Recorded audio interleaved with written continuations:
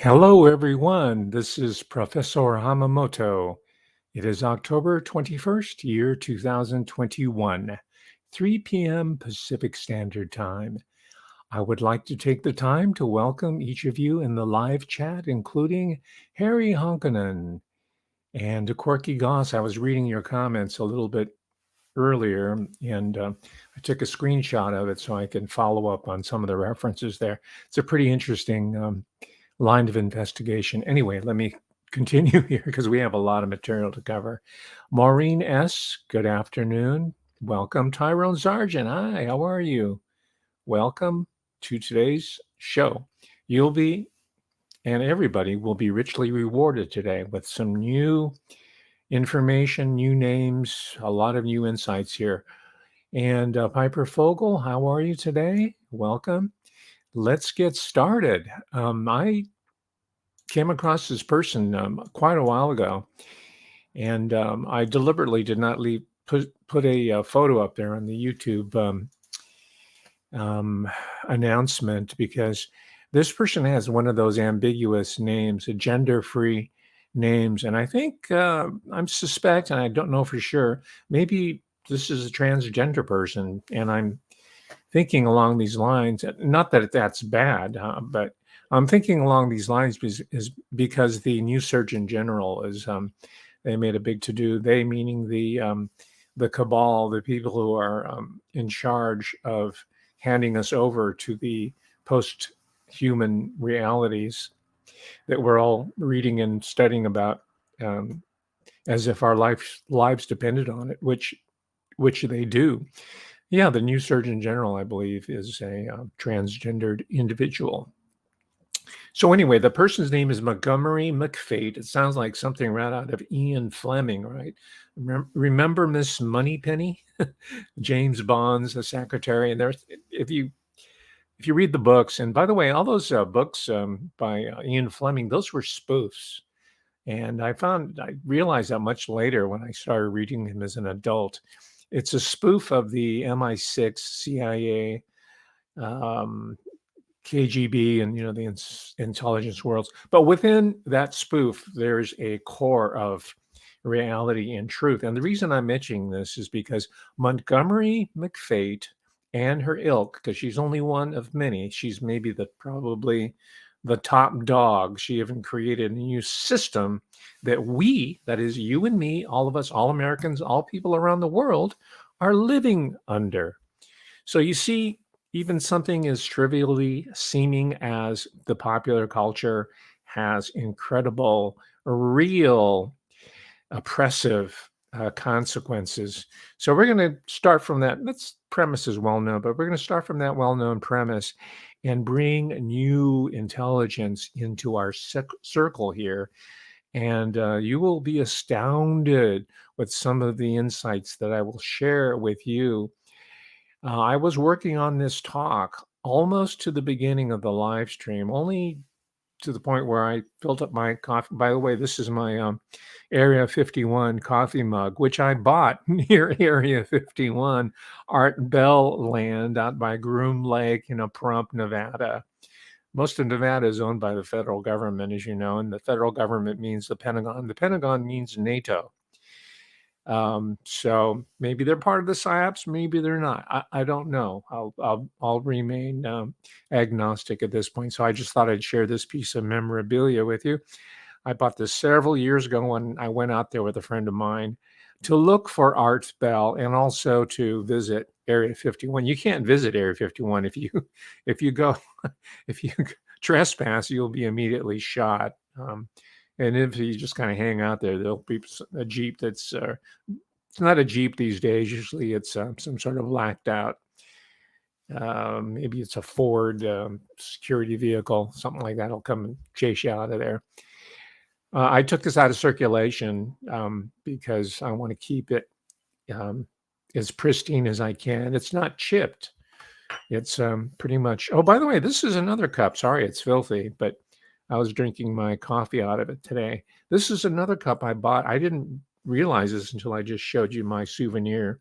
Sorry, I'll get to the topic in a moment. But I just realized I got this cup on this trip as well, and it's already kind of faded out here, but it says Mabel's Whorehouse, and it has the number. I won't give it out here. It even has a website. Okay, I guess the internet was up when I went to visit it. It had some artwork on it. It's kind of faded. Maybe I should take this out of circulation too. But I got this on the same trip. No, I did not get it at Mabel's Whorehouse. I got it at one of those Area 51 souvenir shops. I think the best souvenir shops are in the Las Vegas area. Yeah, I'm not a real souvenir shop type person, but I couldn't resist. Anyway, let's get serious here. So, I did want to announce I've settled on the date for our Contra, that is against Halloween Zoom chat. That will be next Saturday, not this Saturday, next Saturday, and that's on 30 October 2021. And just for the sake of clarity, and so it'll be easy to remember, it's going to be at 3 o'clock. And I know that's not the witching hour. It's like in Pacific time. It's late afternoon for you out there in the East Coast. It's around dinner time, but that's going to be at 3 o'clock, and it's leading up to the witching day, the following day, the 31st, and we're going to share, as I mentioned at the previous cast, we're going to share first person scary stories, including the one where when I was in Hard Hall at UC Davis on the 3rd floor, which is the haunted room, right below us, there was Native American Studies. That's where their office was, and that's where most of the faculty had offices.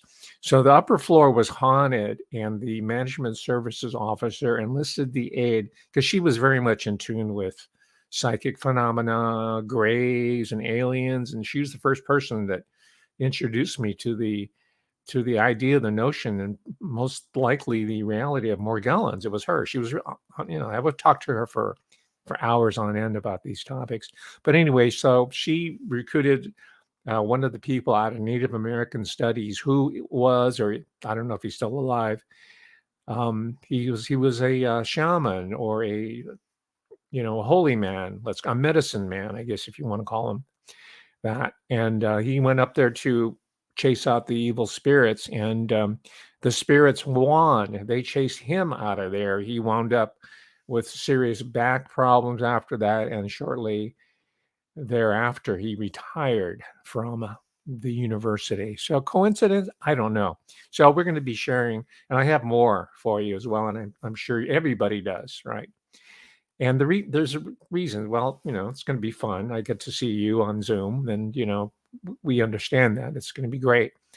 But as part of this talk today that centers around Montgomery McFate, and I use these air quotes because who knows what her real name is. And this is her second identity, but for sure that I can confirm. But what we're going to do in sharing these stories, and this is not going to be a one-off, we're going to take back, you and me, we are going to take back storytelling skills. The storytelling skills of our ancestors. The storytelling skills of our ancestors that have been stolen by Hollywood. They have professional writers, screenwriters who have captured our imaginary, have taken up many of our tales, including people like Peter Jackson, who I mentioned last time, and they've taken these myths and they've moved them over to the globalist side of the account sheet, right? I mean, gosh, C.S. Lewis was, he did go to war, but he was anti-war for sure. He was anti-globalist, and he was pro-Christian, but you don't get really that sense. You get the sense from the books, but you do, or his short stories and his essays for sure, but you don't get that out of Peter Jackson. You just get sort of like a lot of globalist trap. And as a New Zealander, a Kiwi, the rumor has it that Peter Jackson, because he filmed all those the original and the sequels to The Lord of the Rings all at once, sequentially, and then they just released it over time. But I read someplace, and I have to find this article because I don't know if it's true. This is apocryphal, so take it for what it is. But at the same time, what he was doing to put this giant movie set together, he was also engaged in a lot of tunneling so that the Illuminati, or the people who are at the top of the hierarchy, or think they're at the top of the hierarchy, because those people are going to have the giant blast door shut in their face, just like us. All right. But they get them to go along with the program with the belief that they're going to be able to go into one of the Peter Jackson underground facilities, the tunnels that were excavated during the filming of the Lord of the Rings series, and thereby avert being cast aside or torn asunder in the impending bio-Holocaust, right? Gosh, I bet, I mean, Peter Jackson's is so overdone, and Lord of the Rings, I don't even know if I want to spend any more time by devoting a talk to him, because I want to tell you, my editorial policy here, if I do have one, is to present to you material, names, insights, connections that are not being talked about by what I call info smog. Right. This is your Ben Shapiro, your Dan Bongino. There's some conservative people who have been brought forward to contribute to the info smog. And there's even a Canadian. Where would America be without Canadians who have us assume that they're our countrymen rather than being part of the British Empire? That's Stephen Crowder. The guy, the loudmouth guy, he thinks he's funny, and he has all these jocks around him. And I mean, there used to be I think he's taking that his cue from his idol, Joe Rogan. But Joe Rogan has gotten more serious, and there's more substance there. And of course, there's the old standbys. There's Glenn Beck and Alex Jones. But there's a whole new crop of info smog people who are coming into it. So that's not what I'm doing here. I'm just telling you this because I'm getting some comments from people who are new to the channel, and welcome if you're a new subscriber, or they're a tourist, and welcome to be a tourist. But that's not what I do here.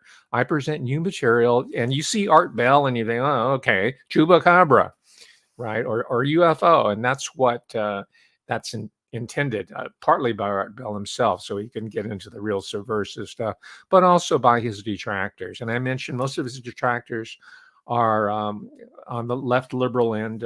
He's got, and I read a lot of the articles, critiques by people who are in communication studies, or film theorists, or media experts, supposedly, who just, oh gosh, Art Bell, he's just with the lumpen proletariat out in the desert. No, the reason why I talked about Art Bell is because, to me, he represents this retaking of our own storytelling, of our own mythos. And if it includes UFOs and little green men or Sasquatch, so be it. Sasquatch was, that was part of the Native American mythos before there were any European colonial people coming in there. So we're going to recover that. And that's really my reason why. I mean, in his own right, Art Bell is a great broadcaster. He's a radio man through and through. It was in his whole career trajectory, from the military all the way to the Kingdom of Nye, where he made his fame, right? But the reason there is I want to keep up the channels of communication, First Amendment, freedom of speech. If you want to talk about chupacabras and Sasquatch, or anything, you want to talk about graphenes and the blood, I think we need to have that. So, as soon as I can, I'm going to try to leave TubeU and apply for Art Bell's old job, even if that means staying up till midnight and going for 3 or 4 hours, because then I'll get to talk to you live, and I'll find guests. Not, Father Malachi Martin is way up. I mean, he's in a class of his own, but I promise you, I'll get some really interesting guests. And I have one. I maybe I shouldn't talk about it yet, but I have some lined up already. I don't like to really advertise it until the interview's already done, because anything can fall through. But that's my goal here, and that's my editorial policy. That's my career trajectory as I envision as we move into 2022. God, God willing, and you're going to come with me. I'm abducting you on the UFO Chupacabra Express. So we're going to leave the info redundancy to the wankers and the people who read the headlines, go, oh, yeah, transvestite, surgeon general, and just keep showing his picture over and over again. That's not really information. That's smog. And if you have too much smog, you can't breathe. And we want to breathe again, right? So I'm going to avoid info clutter. Subscribe to this channel right now and like it if you do like it, or even if you don't. It's up to you. Have some other people subscribe, and I want to boost the numbers before I leave TubeBube and move out to uh, Pahrump, Nevada, or you pick your location and set up shop there. I read the comments here; they're high quality. Not, I'm getting a couple of tourists and people who are just kind of looky-loo here because they see Art Bell or Jimmy Savile or somebody, and then they find out that, oh no, there's something more going on here. So the majority are high quality, and some of the comments provide leads that I'm following up on. And again, I don't announce them, and I may not necessarily have the time to get back with you, but I do read the comments, and they're very useful to me, both with hard information also about, keep the candle going. That's not a real candle. I hope you know. I don't want to cause a fire.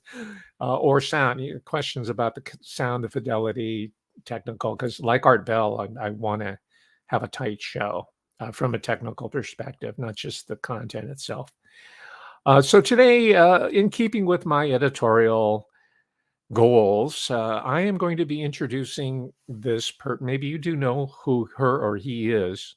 Fine and dandy. Just be patient because I'm sure I'm going to be revealing information about Melissa McFate that you will have never imagined. All right. I certainly didn't until maybe as recently as 20 minutes ago as I was gearing up for this. Melissa McFate.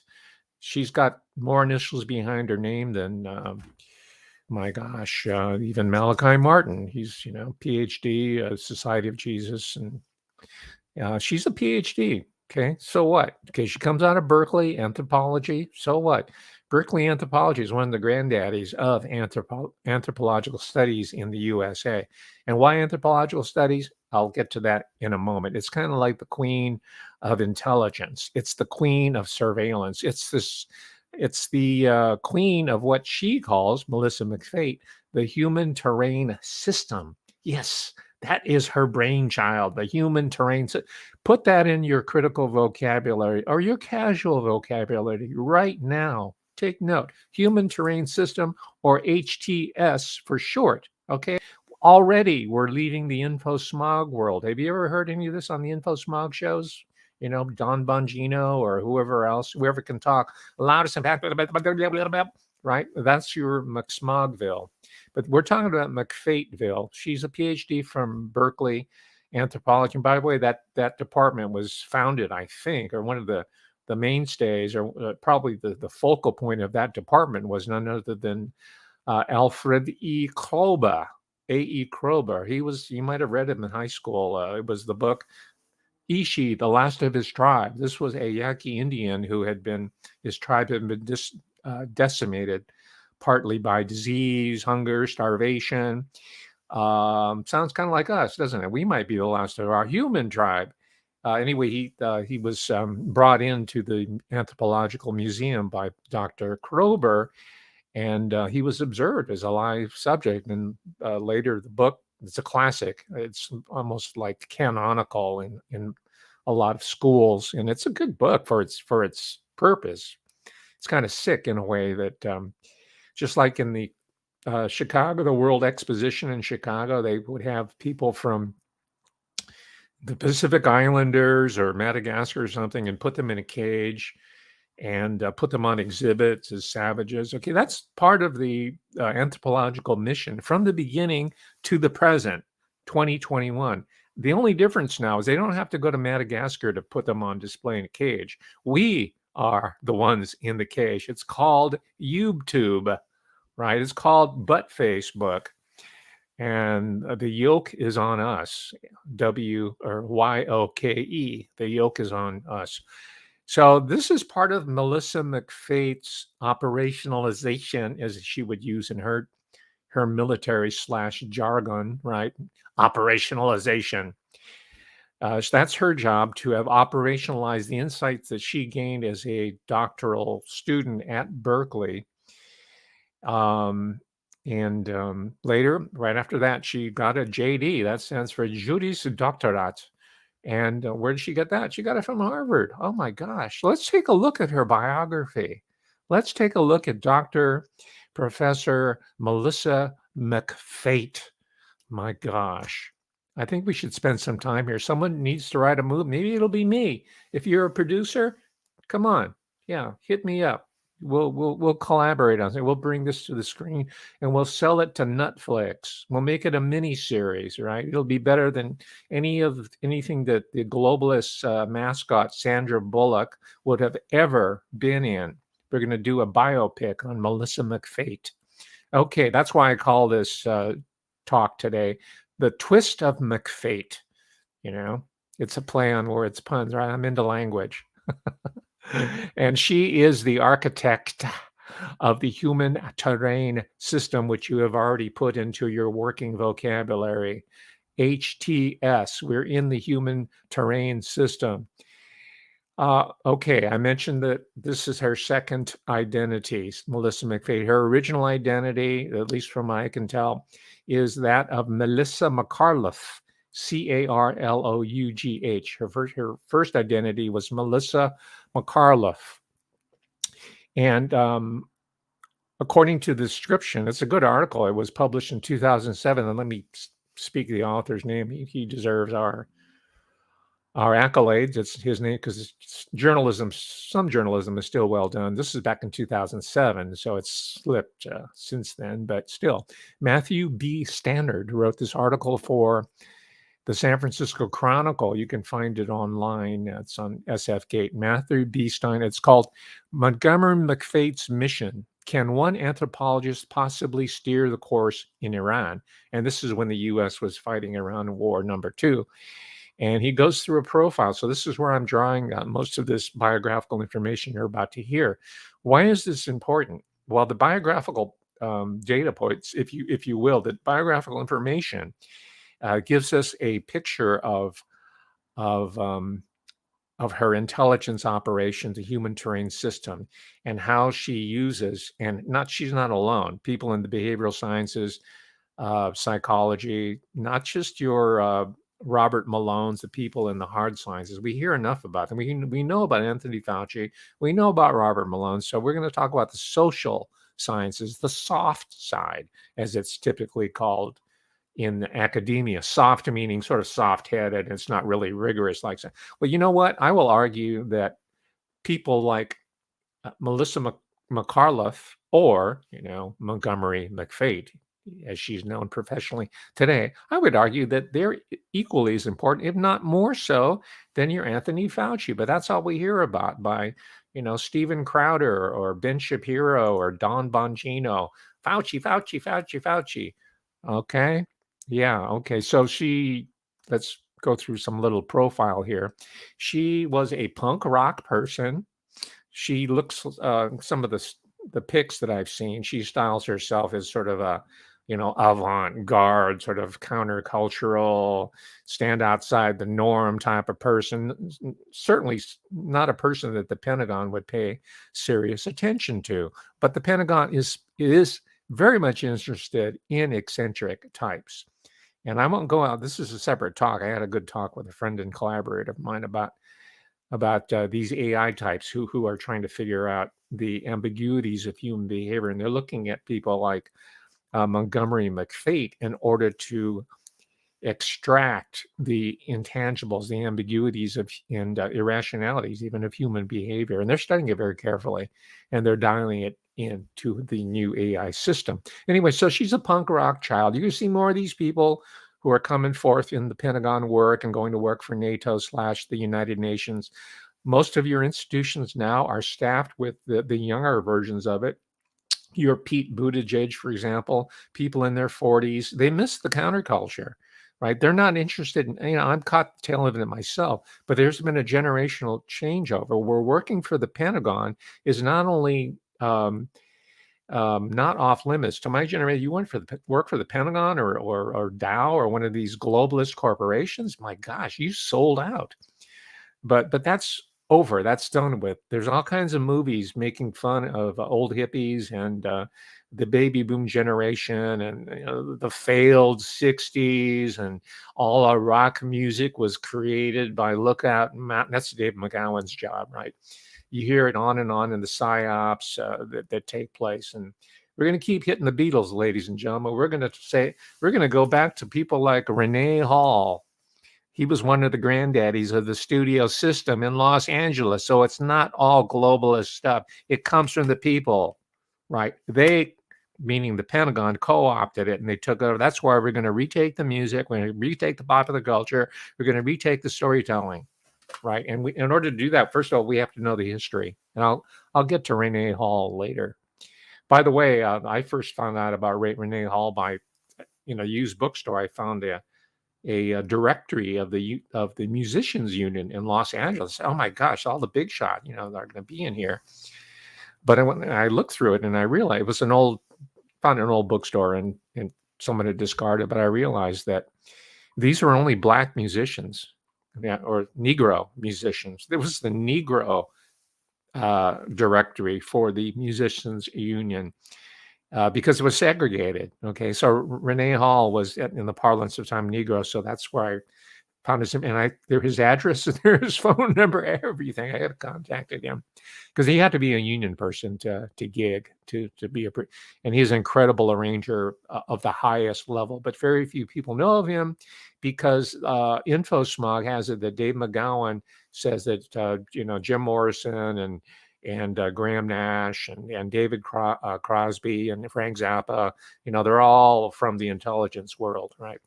That's a bunch of balderdash. My dad was in the U.S. Army. Everybody's dad was in the military in World War II, and practically everybody's dad worked, at least where I grew up, worked for the military-industrial complex, because early on they were buying up the society, the businesses, and now they own all of it, including the university where I come out of. So she was born in 1966 in Waldo Point. I'm not familiar with that. It's in Sausalito, which I know something about.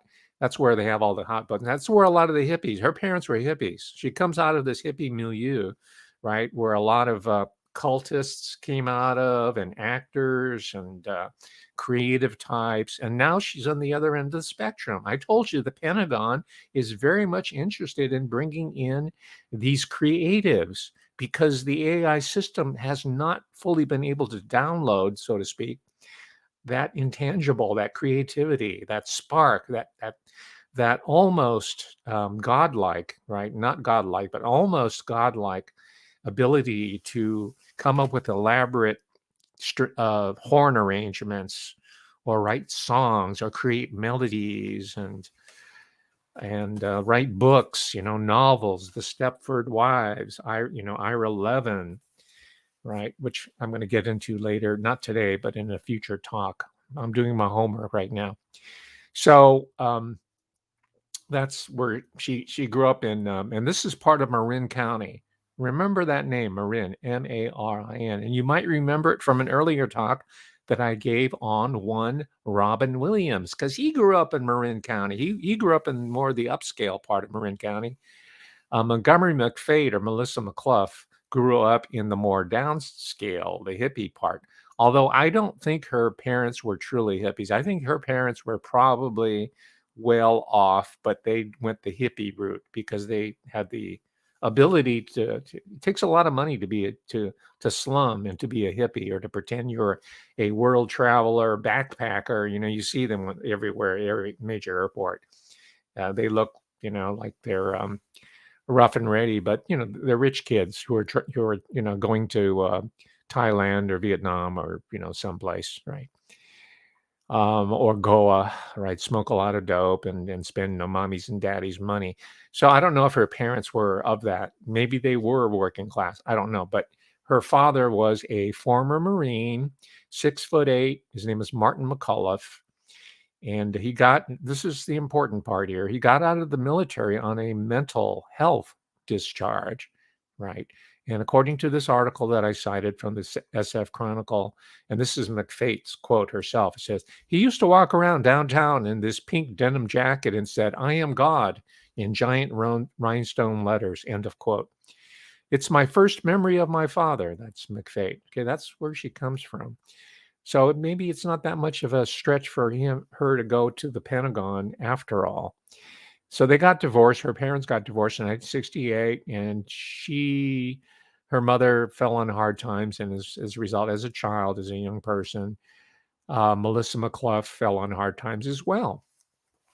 And going along with McFate here, because look at, maybe she's redeeming her father, or maybe she's carrying on the family tradition. But here's a quote by McFate herself. It says, they basically fried his brain. He was no longer a human being. He rather flamboyantly threw himself off the Golden Gate Bridge. End of quote. That's what now is Montgomery McFate. Now, if you listen to a few talks back, or maybe a couple months ago when I talked about Operation Chaos, really good book, you know that the Marin County, the whole Bay Area, there's a whole corridor between Los Angeles with a side trip to Silicon Valley and up to the Bay Area. That whole corridor, and out this way towards Sacramento, Stockton, you can call that the MK Ultra Triangle, right? That was one of the target areas for mind control, and maybe that's what she's referring to.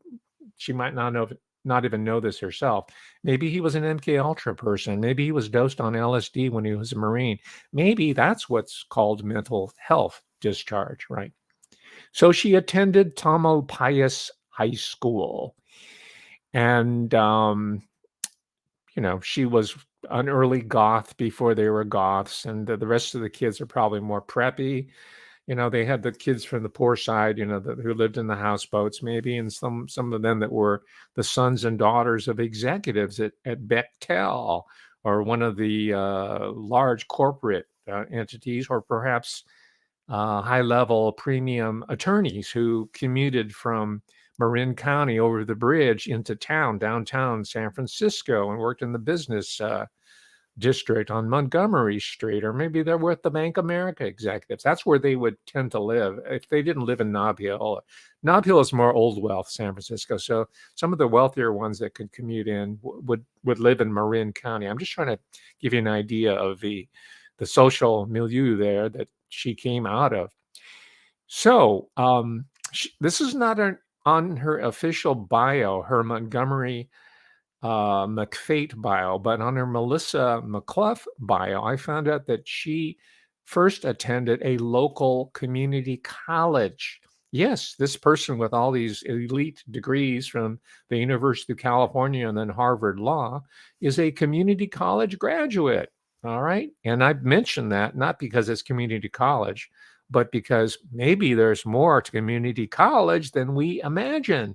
Maybe we, instead of focusing on Columbia and Harvard and Yale and Stanford, and even the University of North Carolina is getting a lot of play now, and University of Wisconsin. Maybe instead of looking at these Research One, that's what they're classified in, and University of California is Research One. That's the top tier of research institutions. Maybe instead of looking exclusive R1 institutions, we should look at agricultural state universities, right? Ag schools. That was one of my contributions earlier, but I'm going to go even further. Maybe we should go and look at the community college. They used to be called junior colleges. Today, as of 1967 in California, which has the biggest, the most extensive and largest community college system in the United States of America, which means the largest system in the world, I think the community colleges might yield a lot of data points, as it's been phrased. So if you care to, you might check that out. So anyway, that set out the alarm for me. She attended Marin, the College of Marin. All right.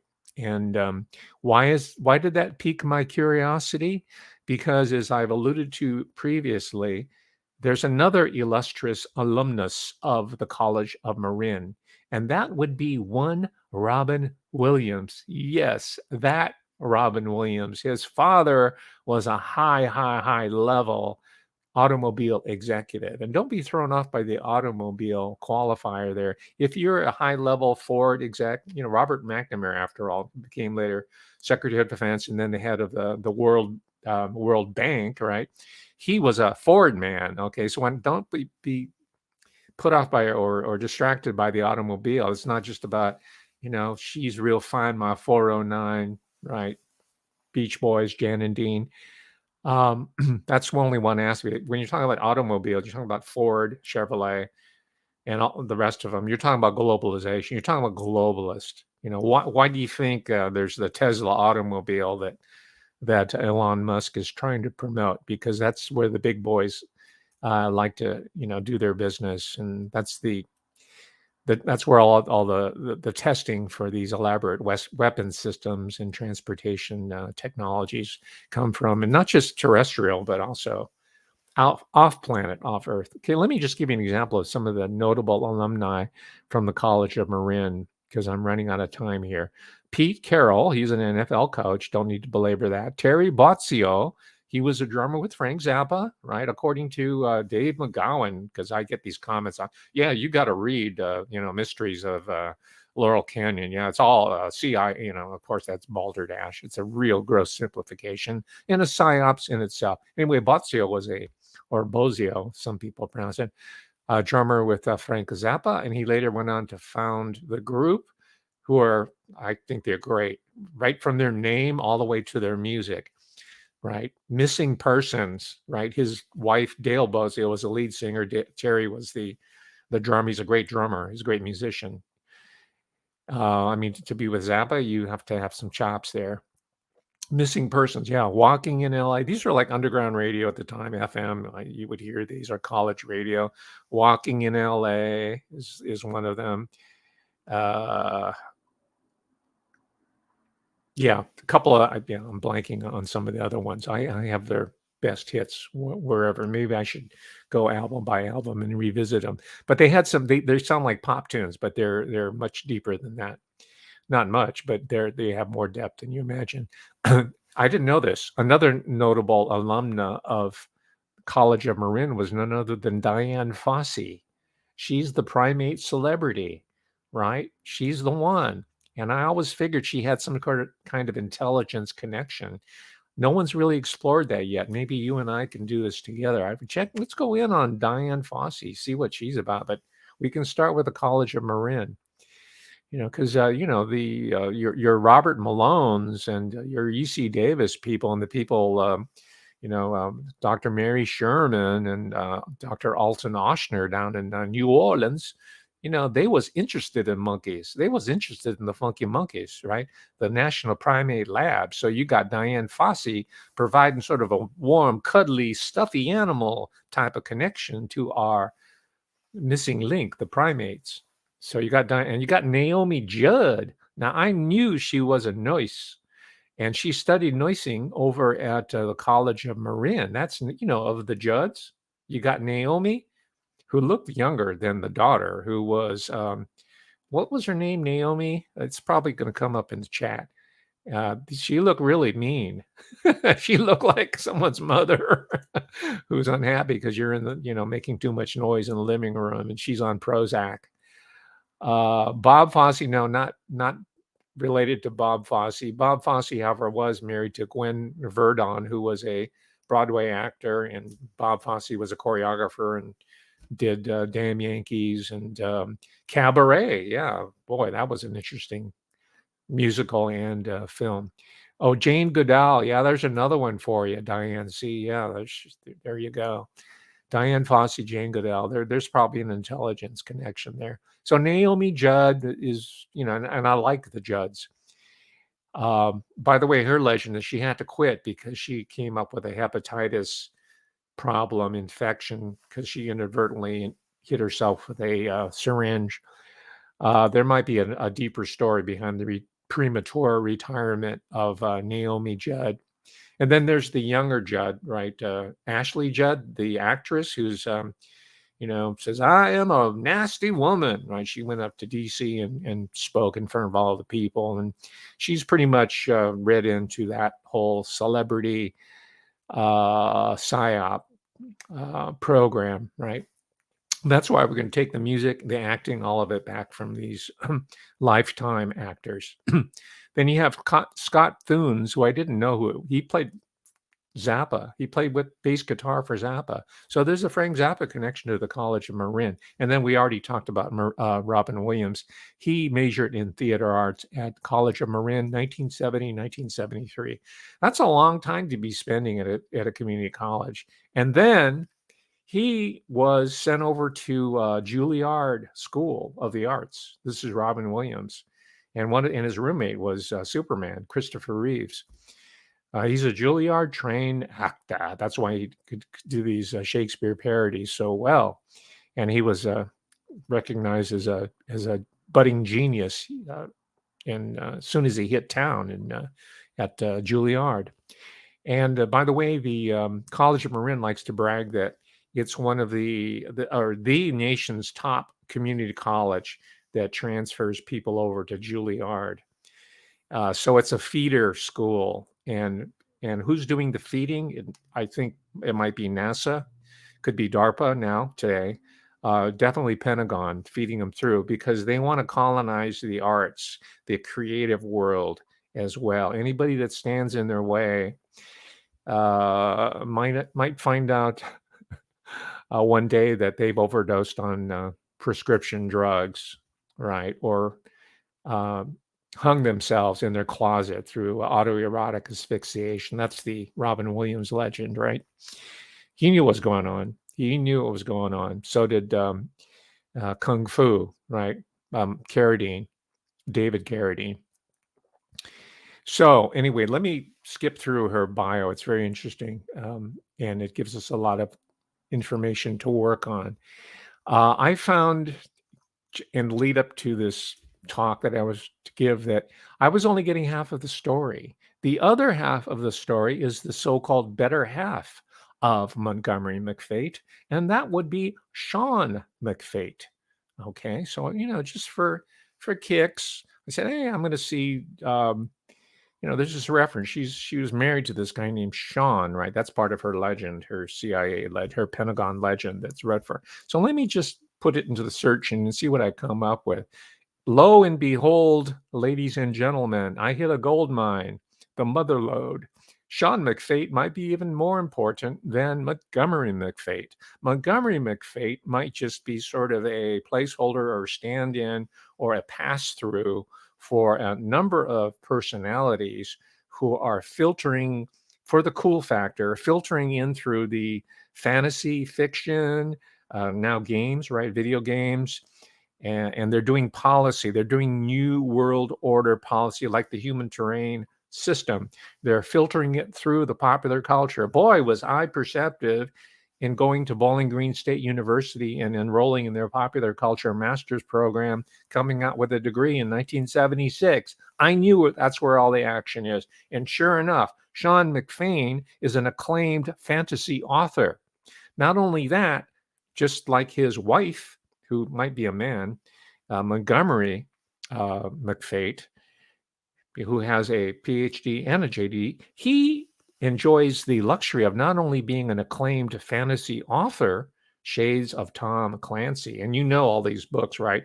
Going, Ian Fleming, blah, blah, blah, George Orwell, H.G. Wells, the whole catechism, right? Tom Clancy, and of course, A Perfect Spy, right? John le Carré. They come out of intelligent. But here's a new name for you and me, Sean McFate. He's of that ilk. Not only that, but he enjoys an academic career in addition to that. So Tom Clancy, move aside. Now we can move on from H.G. Wells, George Orwell. We don't have to talk about, well, we can, they're important.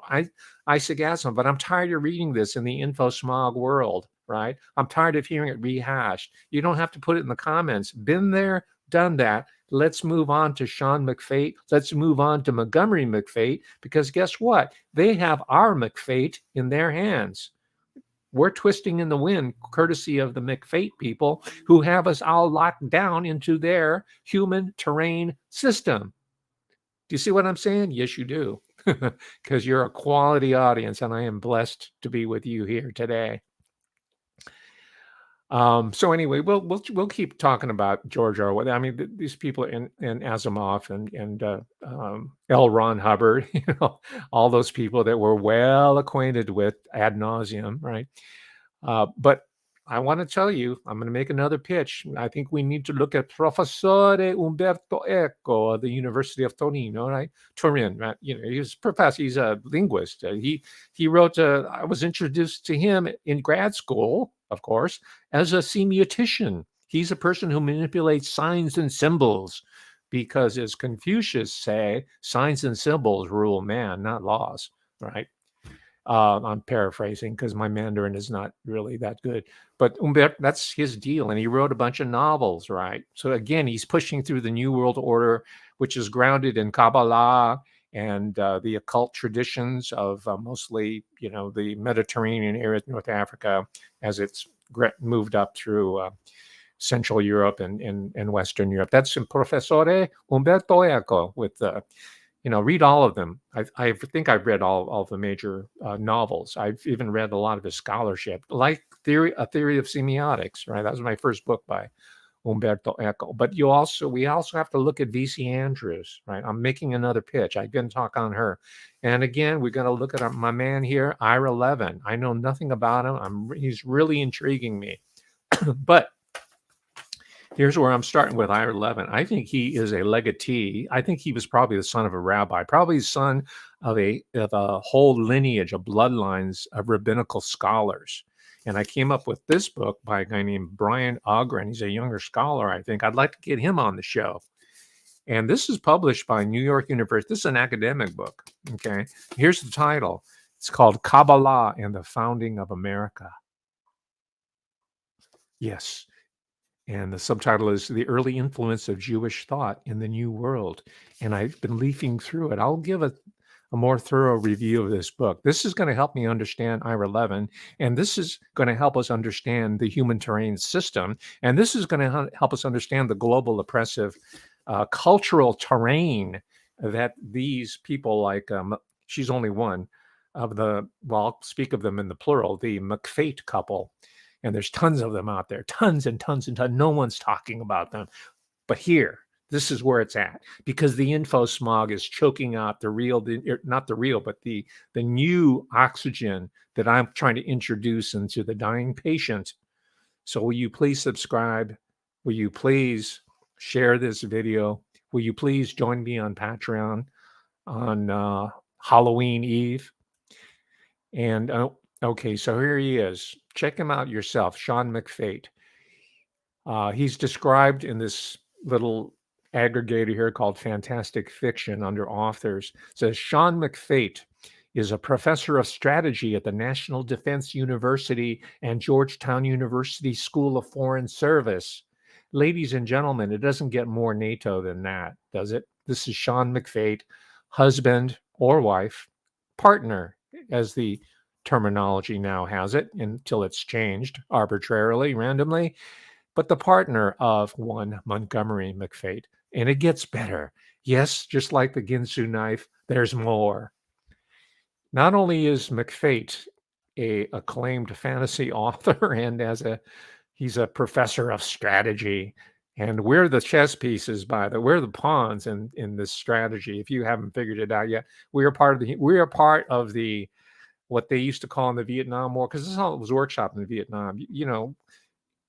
People in America thought it was just gooks that were being killed, right? There was the mere gook rule, which is, kill them all and let St. Peter sort them out when they go to heaven, if they go there.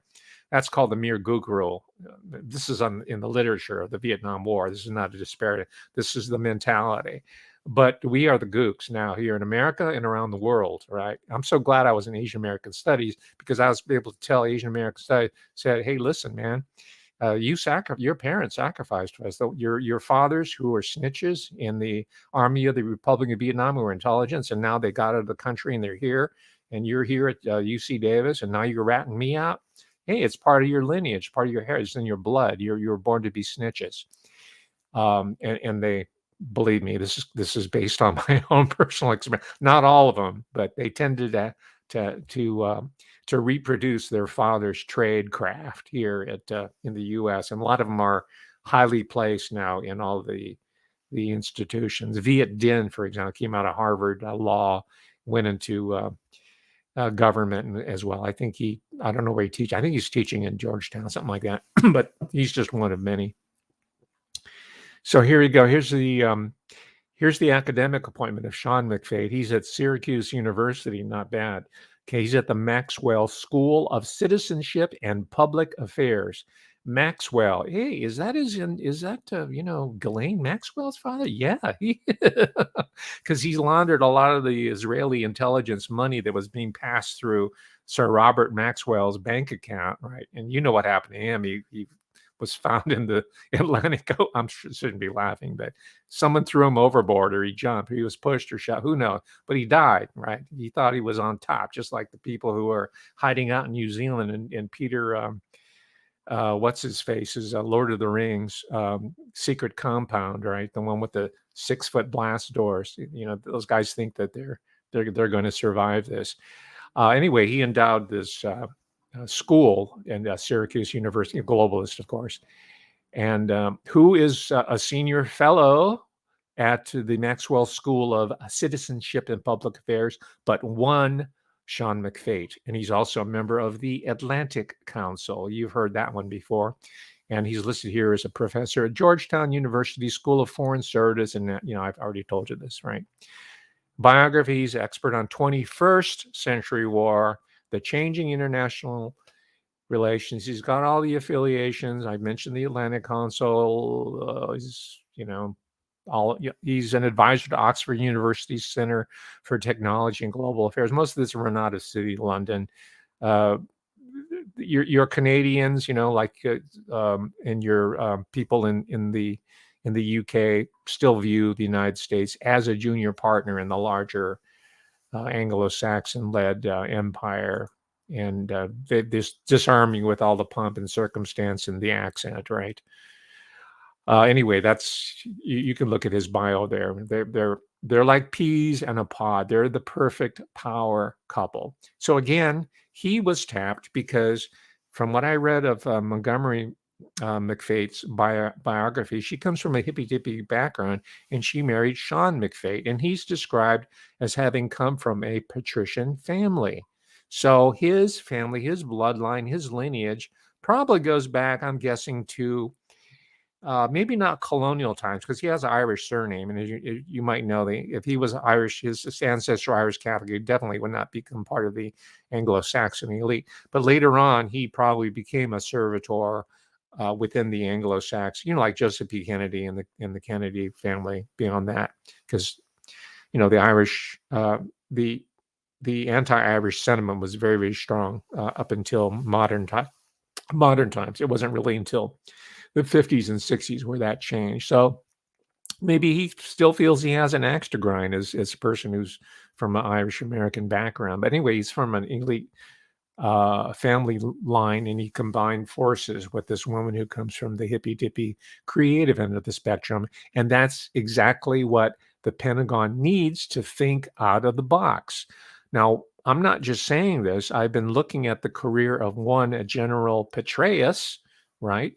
And he later, after the military, he became the director of the CIA, and he's still a major player. But he's noteworthy because he, came to the CIA and through the military because he's an intellectual, right? This is a trend. The military is sending a lot of their the super top people to these elite universities to get PhDs to learn the social sciences and learn people in the humanities, right? They want to learn literary theory. I came across this one woman. Her name is Ajit Man. She's South Asian, Indian American. There are a lot of South Asian people who are moving into this field. On the surface, they're leftist and they're progressive, but they're left fascist, they're liberal fascists, they're liberal corporatists.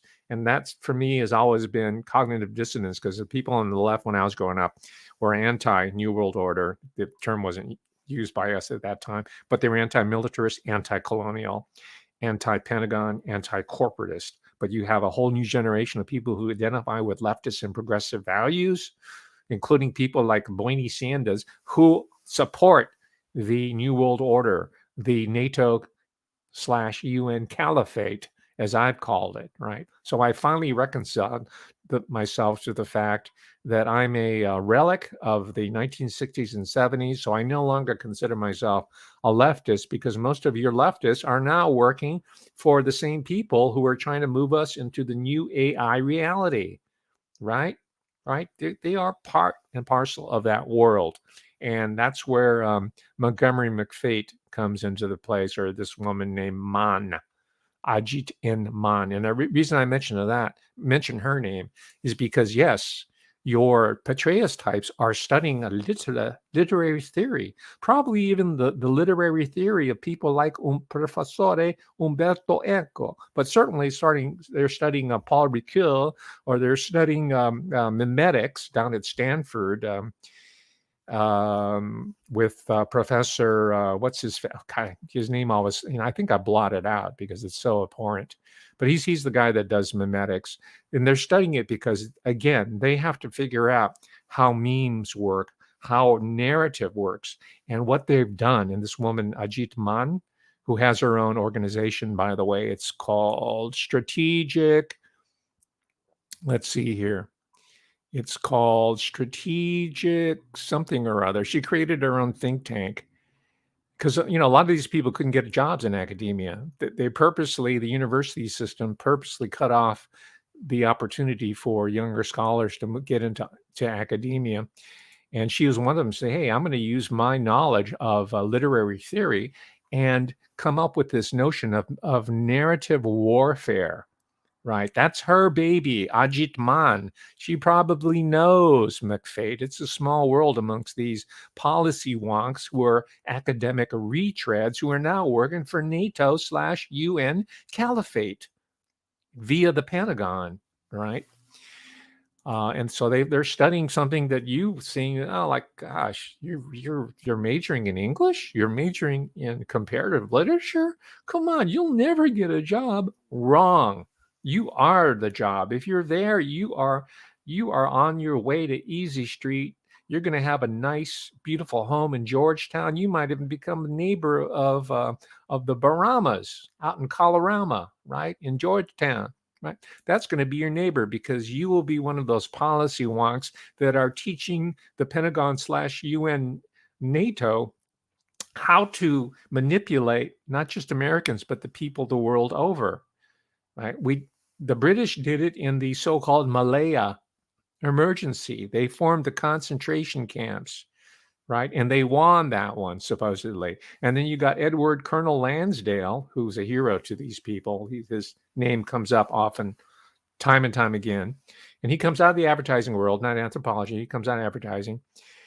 So it's all about, human terrain. It's all about narrative warfare. It's all about the popular culture, right? Which we're going to take back. It's all about storytelling. And he went to the Philippines, Colonel Lansdale, you know the story already, and then he put down the communist rebellion of the Hukbalap, or they're shortened for a Huk, and they thought they can apply that success over to Vietnam, and it didn't work. I don't need to rehearse that. And I'm leaving you with this idea, because if these people think that all they need to do is to download our creativity, which is endless, it has no end point. Right? It's endlessly regenerative. By the way, that's in literary theory. You can take a very short, small menu of vocabulary, let's say 150 words, and you can do books like Cat in the Hat, or Green Eggs and Ham, or Horton Hatches an Egg. Who did that? Theodor Geisel, known as Dr. Seuss, right? Who was out of intelligence, right? So language itself is, even if you have 3 chords, you can have the tonic chord, 1, 4, 5, subdominant, and what's the 5th? You can have a very simple chord progression. You could have 2, 5, 1. You could have the ice cream. You can listen to the Beatles, which I have, and Let It Be. Simple chord, and you can have an infinite ways that you can take these melodies, these harmonies, these tunes, not to mention the lyrical content of it. So the point is that these human terrain system policy wonks are destined to fail, and they know it. But all that matters is that they get a paycheck from the Pentagon, courtesy of the American people. It's a business for them. And that is going to be our saving grace. They do not have an ideological commitment to the New World Order, to, pick your name, whatever you want to call it, the Great Reset. They do not have an ideological commitment to it. They have an ego commitment to presenting themselves as failed scholars who couldn't make it in academia or had a crisis of faith. McFate, Montgomery McFate got a good job offer in one of the top San Francisco law firms. And she said she started crying when she passed the interview because she said, I don't want to do this. I have a different story. I think she did take the job, and the law connection was they just rinsed her and put her out in this other area. She's still with the law firm, right?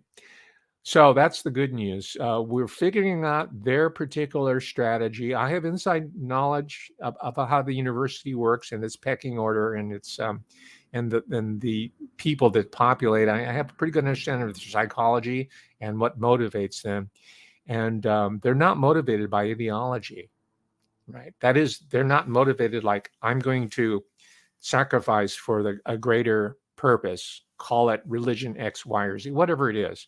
There's no sense of, I'm going to bring peace to the world. That's what I mean by ideological commitment. They have an ego commitment to repair whatever damage, you can psychoanalyze this to the end of time, but whatever it might be, it's superficial for us. And all we have to do is it's more complex than that, but we have to present counter narratives. We have to know that narrative warfare, courtesy of Professor Ajit N.